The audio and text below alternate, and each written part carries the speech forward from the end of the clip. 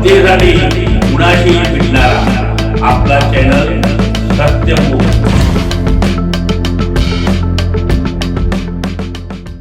इचलकरंजी येथे श्री स्वामी विवेकानंद शिक्षण संस्था कोल्हापूर संचालित श्रीमती अक्काताई रामगोंडा पाटील कन्या महाविद्यालय इचलकरंजी आणि Rajshri Shahu arts and commerce college Rukdi यांच्यातील सामंजस्य करारानुसार फॅकल्टी एक्सचेंज आणि स्टुडंट एक्सचेंज कार्यक्रम आयोजित केला गेला। या अंतर्गत मंगळवार दिनांक 3 फेब्रुवारी 2026 रोजी राजश्री शाहू आर्ट्स व कॉमर्स कॉलेज रुकडी येथे दोनही महाविद्यालयाचे विद्यार्थी व प्राध्यापक यांच्या उपस्थितीत हा कार्यक्रम पार पडला।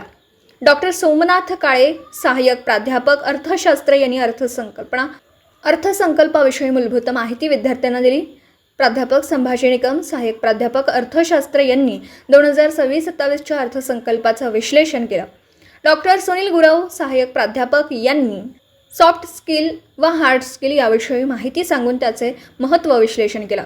डॉक्टर अमोल कांबळे यांनी अर्थशास्त्र विषयातील करिअर संधी यावर मार्गदर्शन केलं।